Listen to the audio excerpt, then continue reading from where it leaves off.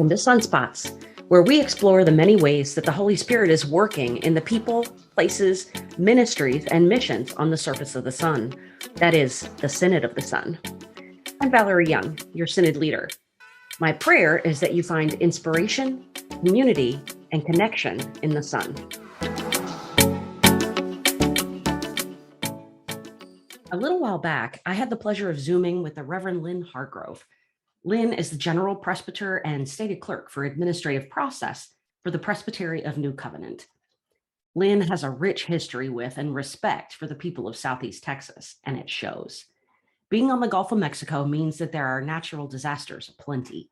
We talk about some of that, as well as expectations of pastors, that hot topic of divestment, and the best things coming out of New Covenant right now. Hope you'll listen in. So, how you doing? I'm good. Reverend Lynn Hargrove from New Covenant Presbytery. Yay. Yes, indeed. That's where I am. So New Covenant it covers 35 counties across Southeast Texas. The biggest part of where we are obviously would be Houston, which is the fourth largest city in the country, and has a fair number of Presbyterian churches, but we cover all the way down to Galveston and Bay City, up north to Nacogdoches, and out northwest to Brenham, Bryan, College Station, places like that, and all the way to the Louisiana border. So we may actually be the smallest geographically in the state of Texas, since we only have 5 presbyteries in the state of Texas, but Right. It feels like we have a lot of territory. Not quite like Mission Presbytery. Right. But you have a lot more population. A lot more Right. people in the metro area. population. Yeah. Although we have, rural churches as well. So they're not all in the big city. Right. But in terms of, it's not just about PCUSA members. It's not just about church members. It's about the size of the communities that you serve. Right. Oh, exactly. Yeah. The needs in Houston are vast, and depending on what's going on with Mother Nature and things like that, the needs can increase. Right. I was going to ask you about that. So you do sit between Mission Presbytery, which is the very south tip of Texas, and South Louisiana, like you talked about, both of which have been known, and frankly, so is New Covenant, known for your disaster-prone areas. So indeed. And we can have all kinds of different disasters. I'm trying not to speak the H word, which was those swirly things out in the Gulf, because I don't want to bring one on. And the weather patterns have been weird. With the dust that was blowing from the Sahara across the ocean, it's kept some of that activity down in the Atlantic. And so that's helpful, and we just kind of wait and see what happens. Thankfully for us, but not for our friends in South Louisiana, the 2 that went in there last year, just got the very edge of our presbytery, but it wasn't as devastating, say, as Harvey had been when we got 51 inches of rain over 3 or 4 days, and flooded a whole lot of the Houston area. Right. Well, yeah. And right. So tell us your story, Lynn. Tell us your story in a nutshell. Where do you come from? Before you came or a thumbnail or whatever. Yeah, my dad, I grew up an Army brat. My dad was in the Army. He was an officer, and we moved every year. And so I don't really feel that I have a lot of deep roots with anybody. My deep roots are within my nuclear family. And so it's my parents and my 2 sisters and me. And we moved pretty much every year until I was in high school. When I was in high school, I started attending an Episcopal church, because that's where the active youth group was. And we'd have dances on Friday night in the basement with bands and all that kind of thing. And it was the cool place to hang out. And so there were kids from 2 different high schools there.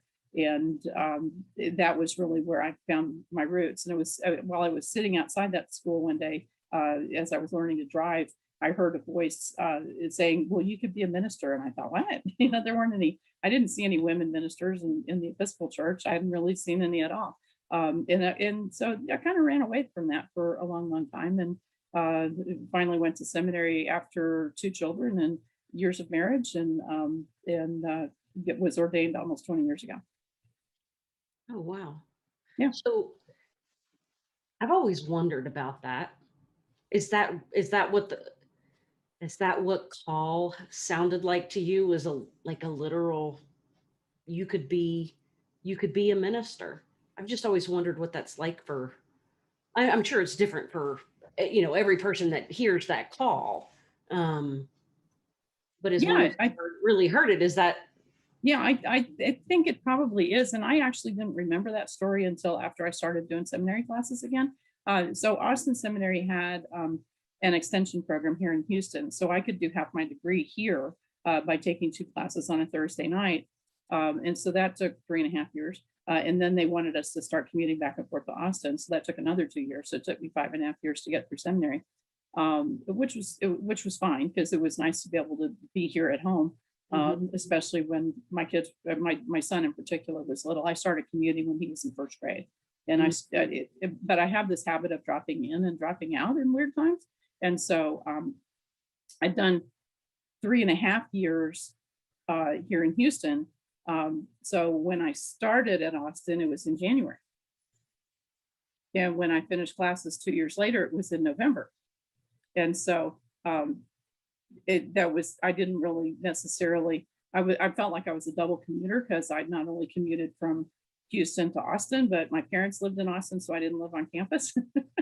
And they provided room and board. So I managed to get through seminary in a fairly inexpensive manner because my church was paying tuition and books. And so my parents were providing room and board. So my big cost was gas to go back and forth. And that right. But what you lost in that process, I'm guessing what you may have missed in that process was developing a certain community that I understand tends to develop when you're attending seminary in person, rooming and everything on campus. I probably did. And it was funny because there was an alumni newsletter that they started at some point, maybe about, I don't know, 10 years ago, a little bit more longer than that, I don't know. And I was the first alumni featured. And I imagine that there were people that said, who the hell is she? She wasn't in my class because I came in January and left in November 2 years later. But I still graduated in May with my class. And I was late to the class picture, so I'm not even in that. But I had led worship in Houston and had to get from Houston to Austin for graduation. So I didn't know they were doing the class picture. So I got there in time for graduation, but I missed the picture. So I imagine they'd still say, who the hell is she? And that's okay. So what was your first call? My first call, let's see, what was my first call? I was working as a hospital chaplain. Yeah. Yeah, so I did 2 years of CPE at St. Luke's Hospital in Houston. And that was kind of funny because I left classes in November on a Thursday, had my first interview on Friday, my second interview on Monday, and started work on Wednesday the next week. So I was employed within a week of my finishing classes. And it was, again, December. So I dropped in after the program had already started. And I had done a unit at CPE in Austin at Austin State Hospital. And that was sort of a hybrid of being a resident and being an intern. So I kind of crossed over both of those programs, and then did a residency at St. Luke's, which also covered Texas Children's Hospital. But they had already started and formed their group, and somebody dropped out, so they let me come in December. And so I did the other my 3 units, and then I stuck around for a second year. So I have 8 units at CPE. And then they offered us a coworker and I to stick around for a 3rd year as chaplain fellows. And so I did almost 3 years at St. Luke's Hospital and Texas Children. Wow. And then what? Then I stayed home for a while with my son, who at that point, let's see, he was late elementary going in the middle school. So I would work at various positions as I was able to around Houston, but some of that was just staying home and being the stay-at-home mom and taking care of my kids. My daughter had started high school when I went to Austin commuting, and Sam my son had started first grade. So when I finished, so at third grade I guess he was going into middle school when I left St. Louis. And that there's a lot more driving to that and all that kind of stuff. Yeah. Because they don't drive yet. And by that point, our daughter was getting ready to go to college. So my son needed some care. Well, yeah, and middle school is just like that. Most Exactly, kind of brutal. And he was playing baseball, and I was kind of the baseball mom and all of that, doing the communication with the other moms so we could get our kids to the games and all that kind of stuff, and just doing that sort of thing. And then I worked at a couple of different churches doing a couple of different things. Director of Family Ministries at St. John's. I was a 3-month wonder at Memorial Drive in their pastoral care because they had lost an interim and they knew they had somebody coming in 3 months. And then they let me volunteer for another 5 months. So I was there pretty much the whole school year. I was pastor of St. Giles Presbyterian Church, which dissolved while I was there, but it was not due to me. No, as I understand it, you went in there knowing. I mean, that was, is that not right? Knowing basically, that yeah. They called me as an interim, and it was pretty clear they weren't ever going to be able to call another installed pastor unless they did a lot of changing. And churches don't necessarily want to change, so we did what we could. And I was there for 4 years, and I by the time I was part-time there as pastor, and at that point I had also started at the Presbytery as the part-time stated clerk, and stated clerk was taking over my life. And so I could have stayed with St. Giles for another year and, kind of continued to limp along, or we made a plan and actually gave that building to a new worshiping community. And so they took the building and about 30 church members, and they're still in business. It's still a Presbyterian church. It's just not St. Giles anymore. But it was a faithful decision that they made, and I was happy to be able to help them to do that and to continue doing the ministry. Yeah, that's hard and really awesome. I just finished recording a podcast with Carol Waters, and we talked a lot about what ministry looks like in the midst of a pandemic and how things are not, I mean, obviously St. Giles, that was way before the pandemic, but how we see that church is not going back to what it used to be. It will never be the same. And all of the infinite possibilities that are out there for the church to be the church in the community in a different way. Well, exactly. And so one of the things that I did with the session when I was at St. Giles was I sent people out to ask 5 questions. And there was 2 by 2. Nobody had to go alone, 2 by 2. And it's talk to 3 people that you encounter and ask these questions. What are the biggest issues in this neighborhood? What can how can the church respond? Name some churches in the area. When I say the name St. Giles, does it mean anything, or what does it mean to you? And how can I pray for you? Those were the 5 questions. And it was intriguing that the people that they encountered, maybe sitting at Starbucks because they didn't want to go walk in the neighborhood, or maybe at the Mexican restaurant that 5 or 6 couples went to every Sunday after church, but the restaurant didn't know they were all from the same church because they wouldn't sit together or say anything about being from the church. So the people in the neighborhood that knew who St. Giles, the church were the people that got fed there through the food pantry that basically had no homes. And so that was who knew St. Giles, not the Starbucks crowd, and not the, and so it was fascinating for the session to realize that. And we drove around the neighborhoods and to see what was out there, and realized we had a lot of auto repair places and stuff like that. So it was a neighborhood in transition. And actually the pastor right before me, they thought they wanted to do Hispanic ministry. And so they called a woman who's actually from Brazil. Well, guess what language they speak in Brazil? not Spanish. Right. Yeah. And so they called her, and she actually didn't like going to the church because she called it the ghetto. Oh, Yeah. And so that became interesting. She was there, I don't know, a couple, 3 years. And so the church had kind of fallen apart through her leadership. And when I was invited in as the interim, I realized pretty quickly things needed to change. I think they were down to, I don't know, 50 people on the roster, but not that many. yeah. So we set some benchmarks. If membership fell below this number, if worship attendance fell below this number, if we couldn't pay our bills, it was time to close. And we had gotten there, not through any fault of what we were doing. I mean, one of the things that I was really proud of that we did when we were there was we had a February where it got down to 20 degrees. And we don't get to 20 degrees very often in Houston, Texas. Mhm. And because we had these relationships with these folks that didn't really have housing, we went and rounded them all. First, I asked the session. I said, are you willing to open the church doors to let these people sleep at the church? And if any session member said no, we wouldn't do it. And every session member said yes, that's what we needed to do. And I knew that things Incredible. were changing. And so we went and rounded up the folks in the neighborhood that we knew and said, please come and stay at the church. And I know we saved lives through that because they would have frozen to death.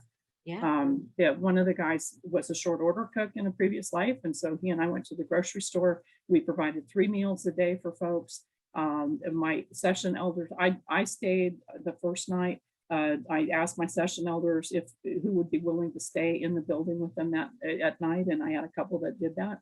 I had gone to the grocery store in the middle of it. And when I came back in and saw the elder who was there holding hands around the table praying before the dinner, I knew that we were making a difference. And I'd made a difference, or God was making a difference in their lives as well. But ministry to homeless people, unless you have grants, doesn't really pay the bills, because it was always meaningful to see their pennies and quarters in the offering plate, but it doesn't pay the electric bill or the pay for the new air conditioner or any of that. So we did great ministry together out there, but it just wasn't enough to sustain the church. Wow. There's so much there I want to talk about. Um, I want to go back just a little bit. This is completely off script. I realize this. I mean, I didn't send you That's any. fine. These are not questions we agreed on, but you talk about the pastor who was there before, and what it sounds like to me is a major miscommunication, major misunderstanding, or differing expectations of maybe that pastor's role, right? And I just wonder how we can further how we can help PNCs, especially now, right? Given the pandemic, there are new understandings of what it Mm-hmm. means to Mm-hmm. do ministry in the midst of a pandemic. Recording this on July 29th of 2021, where CDC is going back and say, go back to masks, whether you're vaccinated or not. And a lot of argument about that.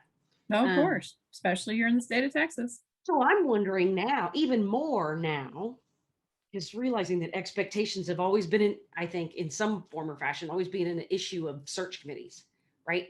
Make clear I always tell a mid-council search committee, make clear your expectations for whatever this role is. Um, what are some of the ways that expectations of pastors might be changing now as a result of the pandemic?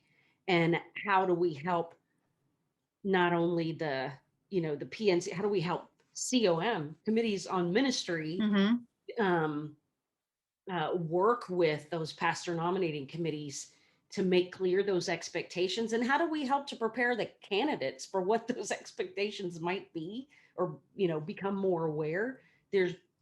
I'm anticipating there might be some disparity between the two. Oh, I think there always is, pandemic or not, because Yeah. and we had a process. We haven't done it lately, but after the new pastor had been there, say 6 to 9 months, we would sit down with the pastor and the PNC in one room and the session in the other room and ask the same questions and see how well they matched. Just because, often the session doesn't have any idea that the PNC wants this. Mhm. And then you get that, but that's not what the congregation really wanted, because the PNC, was hoping that, the 35 to 40-year-old pastor with 4 kids and all of that could come in and grow new families, young families. Let's, Right. and so there's that miscommunication there. And in many ways, it feels like the expectation is that the pastor's going to, we call a new pastor and we're not going to change it all, but that pastor is going to bring all these people in. Well, to think about how long it takes to form relationships Mhm. and to make that a safe place, that's hard work. And so the expectation that calling a new pastor is suddenly going to be bringing people in, especially in time of pandemic.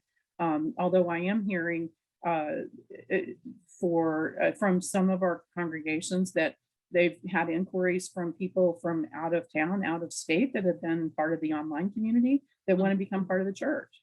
Sure. I mean, I've heard stories of churches welcoming new members from way outside of their community, Right. And just that based on their until involvement online. pandemic, we didn't have that. Mhm. Um, Which is a different kind of ministry. right. That's going to take a different kind of pastor. I It mean, is. There's that what I've heard communicated to some of our pastors is, well, you haven't been working during the pandemic. It's like, yeah, I've been working harder. right, All the phone calls, all of this, all of that, because I can't get to the hospital to see somebody, or I can't go to the senior retirement community to go see people. I can't do this, I can't do that. So it's been a lot of phone calls and a lot of trying to get people cared for. and not to mention the mediation between the people who are, vaccinated and those who don't believe, and Uh-huh. and Which all has really come out more this year than last year, but yeah. yeah, I mean, and how to pivot to do an online presence, Mhm. and what equipment do we need to actually do it well? Because most of at the beginning it was, I'll use my cell phone Mhm. and put it on Facebook Live, but how do you do that well? Especially if you're a church that doesn't have a whole lot of money that for nice equipment. And Right. then, is it the static picture of the pastor way over there preaching? And so you don't really feel invested in it, especially Mhm. when, somebody that has better equipment. Houston is the home of Joel Osteen and he has millions of people that watch him, but he has a big production crew. He has a big Right, budget. right, right, right, right. Well, I And will, plug out there for a plug just for all those pastors out there who are still maybe doing, live from their cell phone or what especially during quarantine, I experienced some of the most what felt like authentic Mhm, worship times with pastors who were um, perhaps sitting in their office with their cell phone propped up in front of them, mhm, leading worship. And for me, that felt, like I said, more authentic, maybe more personal. mhm. And that so I'm not sure that there's one right way to do it. There are all kinds of ways to do it, which is, some of the reason why, as a synod, we've been offering some opportunities and trainings for different, learning different ways to Exactly. Well, accomplish. one of the things I learned last year, I looked at the video quality of someone who had recorded, because they were recording it like on Thursday before the Sunday morning. And I said, it looked really good. What did you do? And she said, I did it on Zoom. Hmm. And so that was, oh, you can do that. Yeah, you can record just, it's a meeting by yourself, and she recorded it on Zoom, and it actually worked really well to do that. Right. Instead of trying to do my cell phone thing. But just to have that kind of learning. Or I know a guy that basically kind of built a video recording studio in his home, and he has a teleprompter so he can read a sermon and the whole bit. Hmm. And it's just the variety of different things that are out there, but we all had to learn it pretty quickly. Right. Um, Right. and and And so my and concern like I said, one of my biggest concerns is about for the future that may have, it has obviously changed the way that we do ministry. It's Hmm. changed so many things, and it will continue into the future. And these things weren't taught in seminary, No, and no. so, but it will, collectively as people, we can have long but short memories. And I can imagine that PNCs will begin to have some kind of expectation of, and rightfully so, some continuation of that. But how does that match with? And I love the idea of putting someone, one conversation over here asking questions of the PNC and one conversation over here asking questions of the candidate. That's a fabulous idea, just to make sure that somewhere they meet in the middle. But I'm given the talking about changes in ministry and your story about St. Giles, how, that ministry to the homeless doesn't pay the bills. I, I wonder if, or what would have happened, what could have happened as a result of that, of a ministry similar to that, had it happened 3 or 4 years before. And given enough time, if you had enough money in the bank, right, if a congregation had come alive to the need in the community, that sooner, and responded in a way that was helpful to that community sooner, Hmm. would that have changed things? And I think in some ways the whole idea of the pandemic, the church has left the building. My biggest hope is that that will have jarred some of us into that. Oh, exactly. And I think the hope was, well, if we hire this, granted she spoke Portuguese because she's from Brazil, but if we hire this Hispanic person, then we can start a Hispanic ministry. But Hmm. the church was pretty Anglo, and so you have to get through all of the, well, they don't speak my language, or they don't, Hmm. they don't do this, or they don't do that, or they're going to be needy, or on and on. And it's helping to change the mindset of the people that are in the building to be able to welcome the people that are outside the building. uh, we had a guy from Panama who approached us about using our church, and so we were happy to do that. And he was trying to do outreach to our neighbors who were Hispanic. And after a couple of free events and stuff like that, he said, they're just gonna take. They're not willing to be part of this. They just want the hot dog or whatever. And so he kind of gave up on that. And it's always an interesting phenomenon, but you have to change the mindset and really try to tap into what is God calling us to do and to be now. Who are we now? Hmm. Um, and so I don't know that at that time that the Anglos were ready necessarily for the Hispanic ministry. And then for the pastor that they called to say, "Oh, that's the ghetto. I'm not going." That didn't help things. Wow. Yeah. So all of this leads me to ask you, why would you want to be a presbytery leader? Um, so I was first called as the stated clerk. The stated clerk who had been here 6 years or whatever was retiring, and our presbyter at the time saw gifts in me.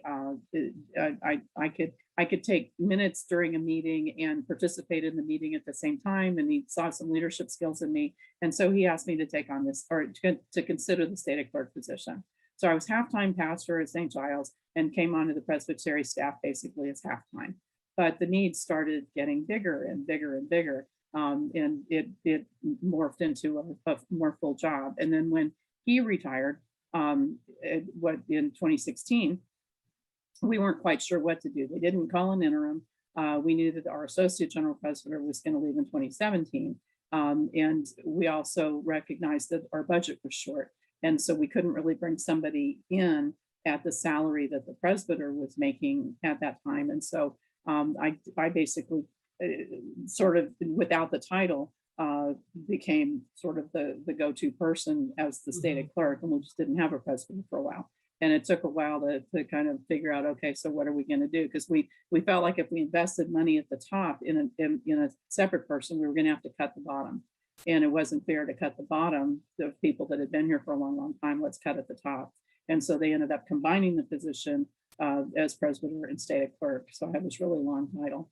But what they did do was to take the judicial function off of the stated clerk, and we have a separate stated clerk for judicial. And that's really helped out for those people that have stuff going on that I can then try to pastor them or help them through that, but not have to be the stated clerk with the rules hat on. Mhm. So that's what happened. Mhm. Let me ask my question differently. Well, I think Do you why, feel called to that? I know I appreciate the history that I was already aware of, and that's right, helpful. right, right. But what makes you feel called to the role? It's funny. One of my images that I gravitate towards is bridges, and bridges connect things. Mm-hmm. And I like to connect people. We were at a seminar, and I think I was a connector. And that's one of the things that I have strived to do, or striven to do, whatever it is. I try to pull folks together, our pastors, and let's have lunch together. Mm-hmm. I'm not a big one-on-one coffee person. I don't drink coffee. I'm not going to go meet you at Starbucks for coffee. I mean, I will, but I'm not going to have coffee. And so I think it's better, in my mind, to pull people together and to gather them so that they can share their stories together. Mm-hmm. And it helps to build those colleague kind of things, because ministry is a lonely task. It is. And so if I can pull people together and help them to build relationships, I find it's building those bridges. And then they have a group that they can commiserate with or celebrate with or whatever. When I first proposed it, even before I got the job, I had a pastor say, well, why would we want to do that? And he's become one of the biggest supporters of let's get together for lunch. Mm-hmm. Yeah, I know that. I mean, speaking for myself, I know the time that I get to share with my colleagues when we're in person, even when we're not, when we're by Zoom, that is the most meaningful. It's the one place I can share what's going on and have somebody that really gets it, right? Yeah, yeah. And so for me, I think that was part of why I think I was called to this position, is to help to build those relationships. And then COVID hit. So I had the first year I was all over the presbytery, having lunch with groups of people, and I was seeing relationships being built. And it didn't matter if you were in the big church or the little church or whatever. In some of the areas, the retired pastors are there too, and they're often totally ignored. And so it was an opportunity for them to come together with the current pastors and just have fellowship together. Mm-hmm. And then COVID hit, and so I've been able to restart that just within the last couple months, and people seem really relieved to be able to get back together and see each other, and to tell their stories and to feel like somebody cares. Yeah. I think, if I remember correctly, New Covenant has a lot of people in validated ministries. Is that right? We have a few doing chaplaincy in hospitals and hospice and stuff like that. Yeah. Mm-hmm. Mm-hmm.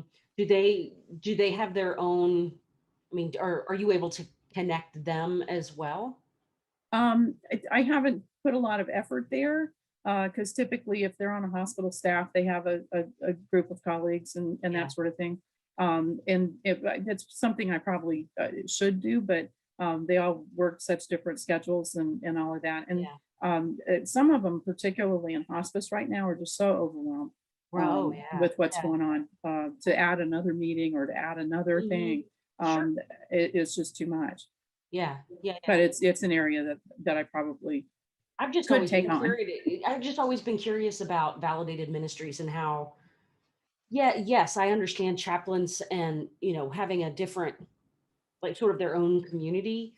But it would seem to me that there are other validated ministries out there that maybe don't. And I've just always been curious about how a presbytery or any mid council can help them to connect. Like again, Thomas may be editing this part, but I mean, I've thought about working to establish a network for basically validated ministries of all kinds. Right. Because I know that they run the gamut. I mean, there's all Oh, kinds exactly. of different. So yeah, just curious about that piece. So Yeah. generally, that's work, gathering people, connecting, especially pastors in that way has worked well for those in the presbytery. Or do they generally get along well? I think we play well with each other. I really do. I, the days of it's standing up, and I don't know that we shouted at presbytery meetings. Maybe that was before my time. There probably was a time that people did that. We don't debate a whole lot, and so we're not real strident in our yes and no's. But we also lost a lot of those folks to a different denomination.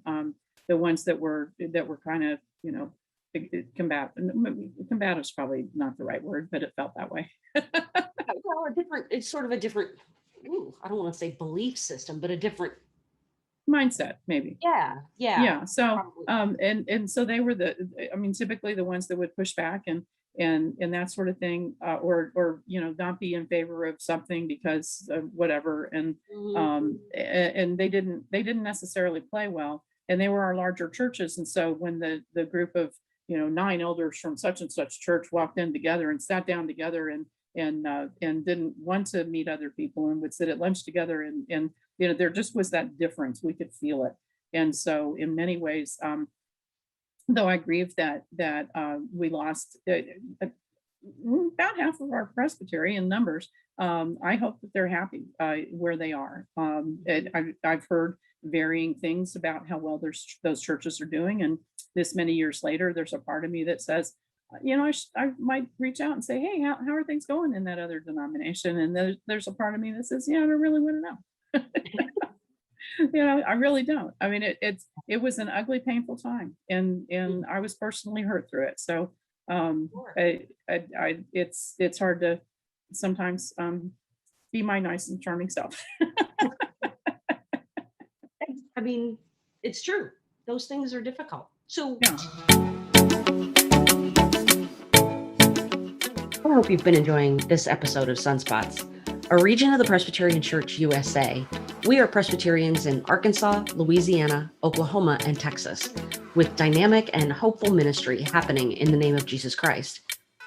If you have a good news story or an exceptional ministry to be highlighted, send that good news to sunspot@synodsun.org. Now, back to the show.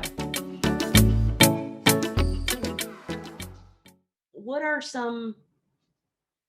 have you made mistakes over the years, Lynn? Oh, absolutely. Absolutely. Anything you want to share with us that we can learn from? As I look out the window, I make mistakes all the time. Yeah. And I can't I help can- it. I mean, Yeah. even just in how like even today at lunch, we had a staff lunch yesterday. I wasn't here. They saved me a plate. I didn't know they saved me a plate, and I didn't respond well when they said they'd save me a plate because it wasn't food I wanted to eat. And I felt badly about that. But I mean, even just in that sort of personal interaction, yeah, I've made mistakes, and Well, Lord, I make those personal interaction mistakes all the time. yeah. Yeah. I'm really grateful that they took the judicial off of me because I did not do judicial very well. And so I'm glad that we have a different state of another person that takes that part. And God bless them. Because it's when people get in trouble that it's hard sometimes to hold them into accountability. Yeah. In love. Right. Yeah. Shaking them and saying, what the heck were you thinking isn't necessarily the best way to go, right? Exactly. So I hope So, I do more good than harm. yeah. And so they've allowed me to be here for well, I guess this is my 10th year. So they're keeping me around, so that's good. That's awesome, and I'm so grateful for that. That's Yeah, me too. um okay, I had a question in my brain and I've totally lost it. I wanted to ask you about, yeah, what are some of the best things coming out of the Presbytery of New Covenant right now, even amidst all of, you know, in and out of pandemic and all of that? What are some of the exciting things that are happening in the presbytery? It was interesting in our last newsletter. We had asked questions along those lines, and so in our last newsletter, we featured our many congregations that have community gardens. Mm, And Houston is a great growing area. We get multiple growing seasons, and it was fun to hear the stories of how they got started, or how much food they're given to food pantries to have fresh tomatoes. Our church, that we're on the campus of St. Philip Presbyterian Church here at San Felipe and 610, right in the Galleria area, and it's not a big community garden, but they are very productive. And I think she told me they'd given 700 pounds of vegetables to one of the food pantries. And to think that people in food deserts that don't have access to fresh food, that's huge. Our church up in Brenham, it gives their food to the food pantry up there. And to think that people are blessed with fresh vegetables is just amazing. And I look at how many, we're spending so much on watering grass, and we're spending so much, not here personally, but we mow all that grass and all of that. And how could we use our campuses to grow? And what does it mean to grow? And is it a way? I look at our mission statement for a long time has been growing congregations that passionately engage their communities to make disciples. Well, I mean, we called this section growing congregations because they literally are growing food. And it's all over the presbytery, and people are starting to rethink how they're using their property. yeah, And that's exciting to me. it is. That's very exciting. I was with a church in South Louisiana a Hmm. couple of weeks ago, and they're actually considering becoming an urban bee farm Yeah. and planting pollinators, and um, that's that's cool. I mean, Well, that exactly. really is growing and nurturing the environment. Well, and especially down here along the Gulf Coast where we're so petrochemical dependent, our economies depend on that. Houston we have a 25-mile ship channel, and alongside are petrochemical plants, because that's what we do here. And so to be able to offer some kind of regeneration, we have several earth care congregations and people that are caring about the environment. And despite the fact that our biggest employers are, big petrochemical companies. So we're maybe more attuned to it. That yeah, climate change is real, and our summers are hotter, and we had because the grid failed. We had these Right. cold temperatures in February. One of my colleagues, it was 38 degrees inside her house in February. And so we don't get that in Houston. Right. Right. Yeah, so recognizing that some things need to change, I think are big things. Hmm. One of the one of the things that New Covenant has been able to do over the past few assemblies is to have the minority report on fossil fuels become the report that gets approved, rather than the report that wants to divest from fossil fuel companies. And New Covenant has taken the lead in that. So let's talk just a little bit about that. Um, what how can you best phrase the reason for that? I mean, your folks taking the lead in that. It's not about denying climate change. No, not at all, not at all. And recognizing that divesting doesn't really make a difference. Somebody else is going to buy those stocks. And divesting is really difficult for the agencies that they're asking to divest because they're not going to sell at a loss, and that sort of thing. Recognizing that lots and lots of our folks earn their income through petrochemicals. I remember churches.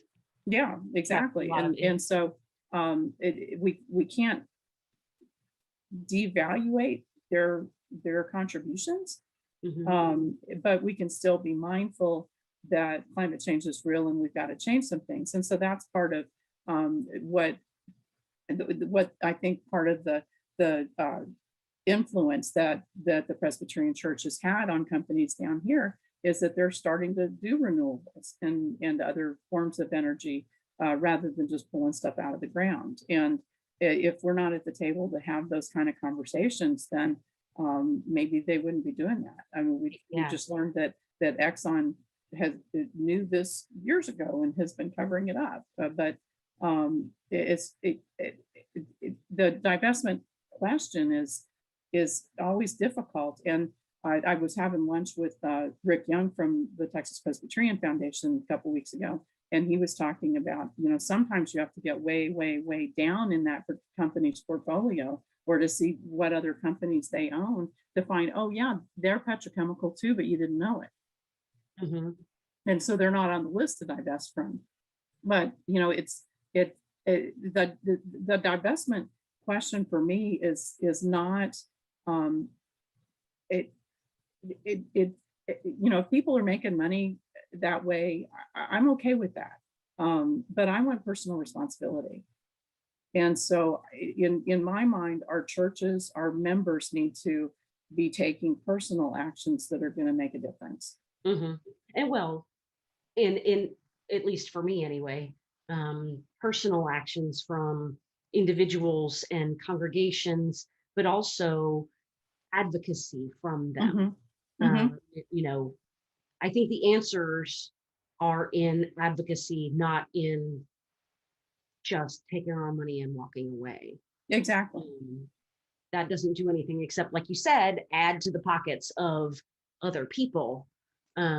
So yeah, I appreciate that. I think that could be helpful for some people to know and understand a little bit more deeply. So thanks for explaining that. Well, sure. And and if somebody's retired from one of those big companies and that's where their pension money's coming from, to say to them, the church doesn't support your company, is sort of a slap in the face. And so I understand where the group is coming from that wants us to divest, and they keep bringing it back and bringing it back. But the agencies keep saying we can't do that. I understand that the denomination doesn't support certain kinds of companies like gambling or gun makers or tobacco and all of that kind of stuff. But it's really difficult to talk about petrochemical. I mean, how does a hospital work without products from petrochemicals? Right. Plastic, right. Well, even what we're doing right now is reliant on petrochemicals. So. Yeah, exactly. Yeah. How did my cell phone get to the country? It was probably made in a foreign country and it came over on a ship and got onto a train that then got onto a truck that then got into the store that I drove to get there. Right. Right. Exactly. Yeah. Lynn, it's been great to visit with you. A couple of, random quick personal questions. Sure. What? Your favorite food? I love Mexican food. So I there's a place I go that they make really great nachos, and I love to have their nachos. Is it my favorite food? Sometimes the favorite food is what's sitting in my plate in front of me that particular meal. I can totally relate with that. Yeah.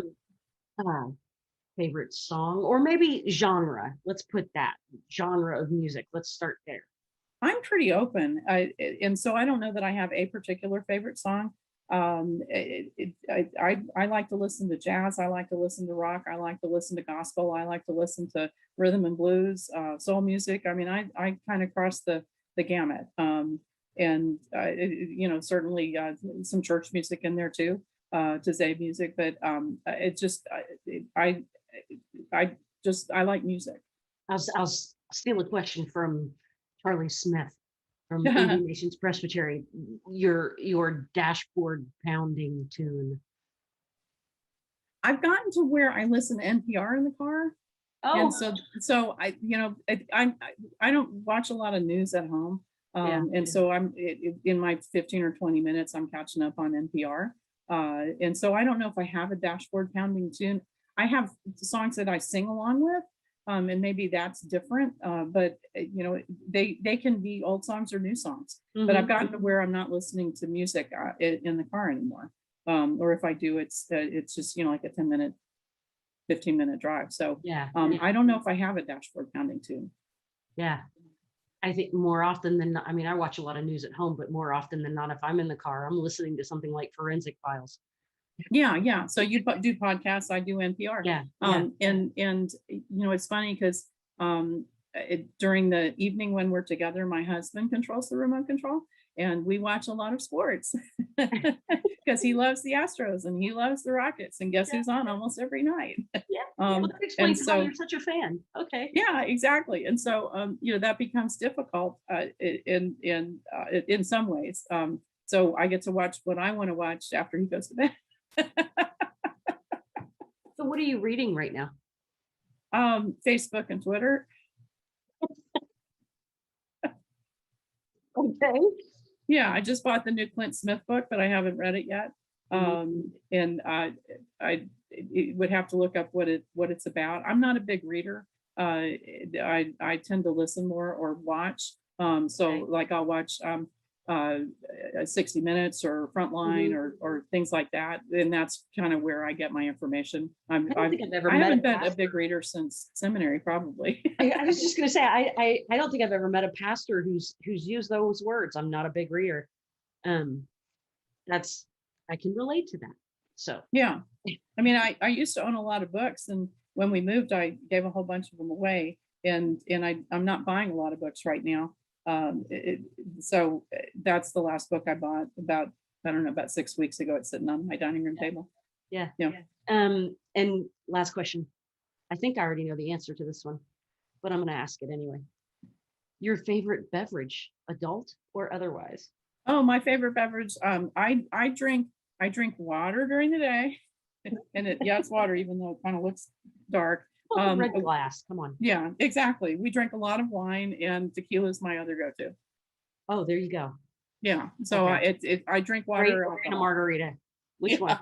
But I don't drink those margaritas as big as your head. No, that would be your predecessor, right? Yeah. Lynn, thank you so much for visiting with me today. No, you're welcome. It's been learned a lot more about you than what I've known you for 10 years. I know about you. That's great. Thanks. Indeed. Well, it's been fun.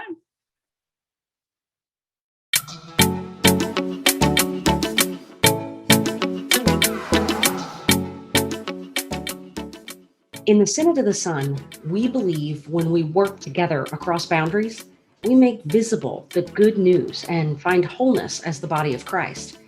In our common calling, we impact lives together. So let's remember to connect with, equip, and empower one another in the name of Jesus Christ, today and every day.